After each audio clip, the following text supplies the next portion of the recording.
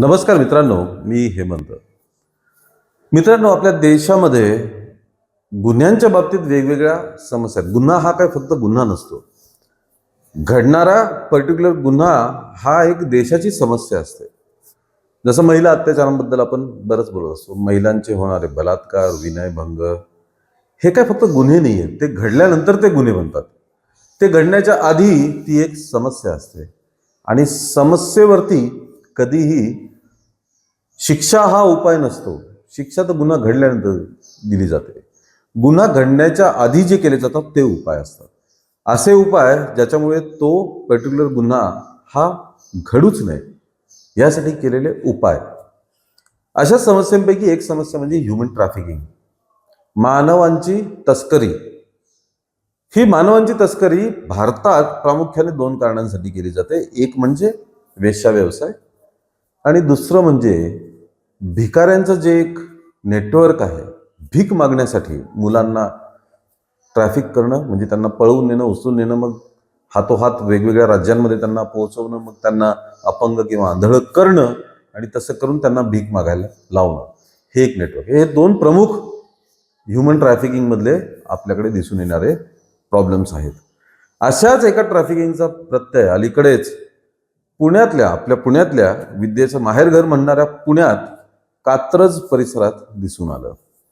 कात्रजमध्ये नेमकं होत काय होतं, व्हॉट्सॲपची यामध्ये काय भूमिका होती, कसं ग्राहकांचं नेटवर्क चालायचं आणि पोलिसांनी मग कसा याचा छडा लावला, हे सर्व आपण या व्हिडिओमधनं बघणार आहोत. कात्रजमधील भारती विद्यापीठ परिसर, या परिसरातील आजूबाजूचे जे चांगले मध्यमवर्गीय किंवा उच्च मध्यमवर्गीय किंवा हाय प्रोफाईल श्रीमंत लोक, असे जे लोक होते, त्यांच्या व्हॉट्सअपवर एक मेसेज यायचा. तो मेसेज काय असायचा तर त्या मेसेजमध्ये असायचे काही फोटो. हे फोटो कोणाचे तर सुंदर दिसणाऱ्या, आकर्षक दिसणाऱ्या तरुणींचे फोटो असायचे आणि त्यासोबत एक मेसेज यायचा की हे फोटो आम्ही तुम्हाला पाठवलेत, यातली एक तरुणी तुम्ही निवडा आणि तिच्यासोबत तुम्हाला एका हॉटेलमध्ये, लॉजमध्ये रात्र घालवता येईल. अशा प्रकारचे मेसेजेस येत होते. आता कोणी त्या मेसेजकडे दुर्लक्ष करायचं तर कोणी त्या मेसेजला प्रतिसाद द्यायचं. प्रतिसाद दिल्यानंतर मग पैशांची डील ठरायची. आता प्रतिसाद देणाऱ्याला माहीत नव्हतं हे खरं आहे का खोटं आहे का काय, पण जसं ही चर्चा पुढे जायची मग फोनवरती बोलणं सुरू व्हायचं आणि विश्वास संपादित केला जायचा.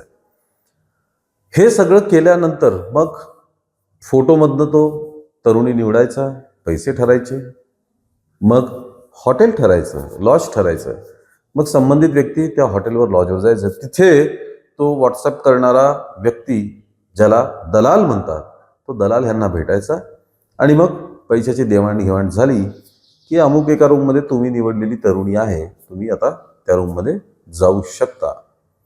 आणि अशा पद्धतीने हा वेश्या व्यवसाय पुण्यातल्या कात्रज परिसरात चालत होता.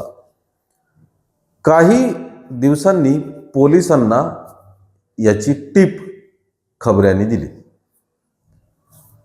कात्रजमधल्या भारती विद्यापीठ परिसरातील किनारा नावाचं लॉज, त्या लॉजवर हे सगळं चालत होतं. पोलिसांना माहिती मिळाली की असं असं चालतंय. पोलिसांनी मग मोठ्या शिताफीने त्या दलालांपर्यंत पोहोचण्यासाठी त्यांच्यातलाच एक बनावट ग्राहक बनवला आणि त्यांनी संवाद सुरू केला. त्यालाही खूप फोटो पाठवण्यात आले, त्यालाही तो मेसेज पाठवण्यात आला, तरुणी निवडा आणि या लॉजवरती या. त्या बनावट ग्राहकाने त्याने सगळं केलं. तरुणी निवडली, चर्चा केली, बोलला, त्या लॉजवरती गेला. लॉजवरती गेल्यानंतर मग तिथे थोडा वेळ वाट बघितल्यानंतर तो दलाल त्या ठिकाणी आला. त्याने ओळख करून दिली आणि त्यांना सांगितलं की तुमचं असं असं डील ठरलेलं आहे, इतके इतके पैसे द्यावे लागतील. बनावट ग्राहकाने पैसे सुद्धा दिले. पैसे देऊन मग त्याला लॉजचा कोणता खोली क्रमांक आहे तो सांगला की तुम्ही तिथे आता जाऊ शकता, तुम्ही निवडलेली तरुणी त्या ठिकाणी आहे. त्याने त्या रूमच्या दिशेने जाता जाता ठरल्याप्रमाणे पोलिसांना सिग्नल दिला, इशारा केला की डन, जो आपण सापळा रचलाय तो सक्सेसफुल झालेला आहे. तातडीने दबा धरून बसलेले पोलीस ॲक्शन मोडमध्ये आले. त्यांनी त्या दलालाला अटक केली, ताब्यात घेतलं आणि मग ज्या रूमचा नंबर किंवा जी रूम सांगितलेली होती लॉजमधली तिकडे सर्व पोलिसांनी तिकडे कूच केली. रूमचा दरवाजा उघडताच तिथे 2 तरुणी आढळून आल्या. दोन्हीही तरुणी या परराज्यातल्या होत्या.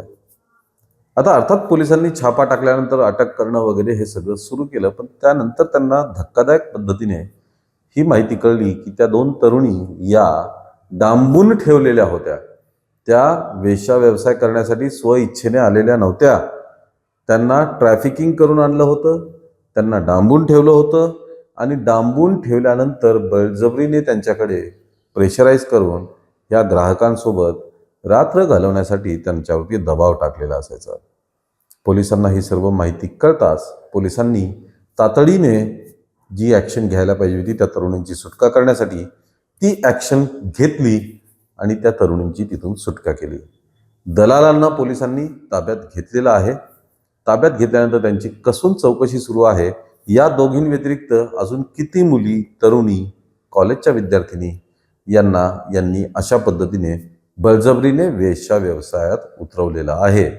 कदाचित हे नेटवर्क खूप मोठं असेल असं पोलिसांचा संशय आहे आणि त्या दृष्टीने आता पोलीस या बाबतीत पुढे तपास करत आहेत.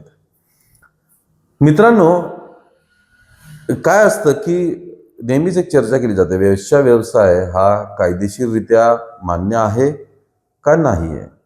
या बाबतीत बरेच मतमतांतर आहेत, या बाबतीत बरेच समज सुद्धा आहेत.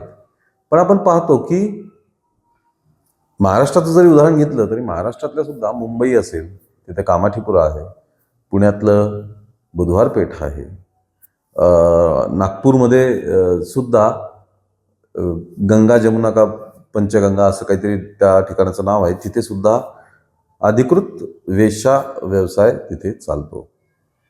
आता हा अधिकृत आहे का नाही आहे ही कायदेशीर बाब झाली, त्याबद्दल सुद्धा आपण लवकरच माहिती घेऊन येणारच आहोत की वेश्या व्यवसाय हा खरंच कायदेशीररित्या चालू शकतो का नाही चालू शकत, याबाबत काय बारकावे आहेत.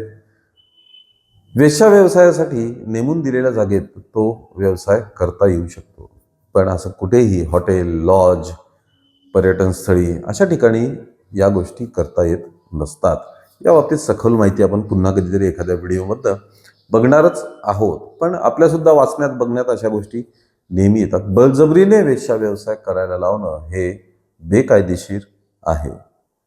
भारतातल्याच काही ठिकाणी हायवेजवरती असणारी गावं ही गावाच्या गावं वेश्या व्यवसाय करतात. तिथे ट्रक ड्रायव्हर्स, बस ड्रायव्हर्स, जाणारे पर्यटक, प्रवासी हे थांबतात, मुक्काम करतात, रात्र घालवतात आणि पुढच्या प्रवासाला जातात. या सगळ्या बाबतीत आपण पुन्हा कधीतरी बोलूया. पण सध्या पुण्यात घडलेल्या या घटनेची पूर्ण राज्यभर जोरदार चर्चा सुरू आहे. आपलं यावर काय मत आहे, आपलं काय निरीक्षण आहे हे कमेंटमध्ये नक्की कळवा. या व्हिडिओला लाईक आणि शेअर करा आणि आमच्या चॅनलला ताबडतोब सबस्क्राईब करा. धन्यवाद.